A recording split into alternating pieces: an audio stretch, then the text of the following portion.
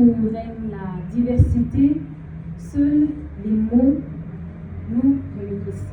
Nous partageons tous une seule chose en commun, la parole, les mots, les histoires contées par nos aïeux, par nos parents, par nos proches. Je vais faire appel ici devant à M.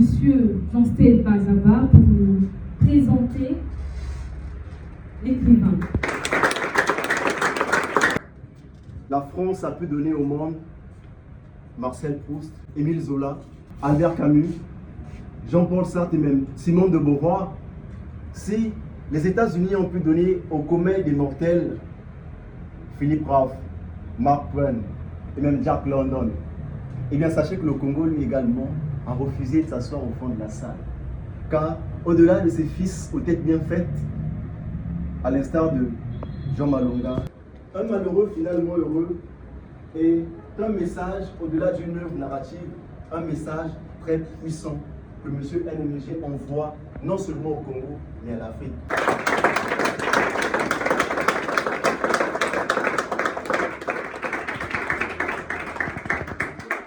Je m'appelle Alphonse Tati, même si ça peut étonner de nombreuses personnes.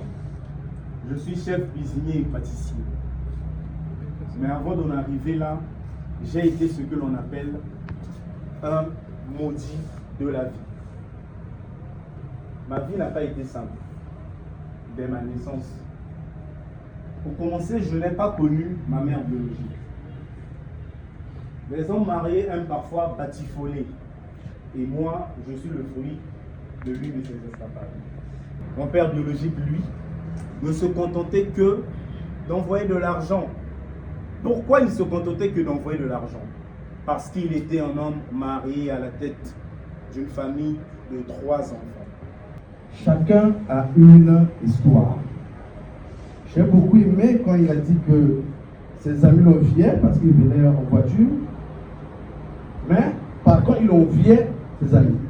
Et ça m'a pensé à une histoire d'un collègue dans le quartier. Retrouver des jeunes qui ont encore de l'inspiration, des jeunes qui pensent encore que tout est possible, ben je me dis, pour moi, c'est une très grande joie. Et je dirais comme Siméon, tu peux laisser partir ton serviteur. Et je pourrais dire, je peux partir de ce pays, il y a une jeunesse qui monte. Il ne faut pas désespérer. Ceux qui ont des questions, veuillez les noter parce qu'on va faire la ronde, de peur que vous puissiez les oublier. La posture, c'est le malheur. Et pourquoi mettre finalement heureux sur une image qui porte à confusion le malheur? On dit qu'on voit le malheur, mais on ne voit pas le bonheur.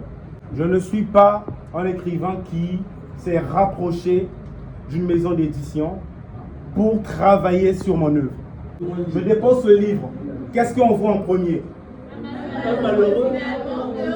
Pourquoi s'intéresser à idiot mais pas bête? Mais moi, je suis le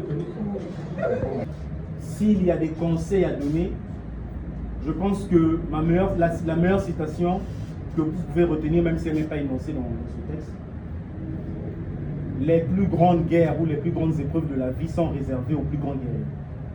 C'est pas facile de résumer la vérité à la fin. Oui, c'est l'auto-édition. Il est donc libre de faire tout ce qu'il veut sur sa première fois. Et je fais également.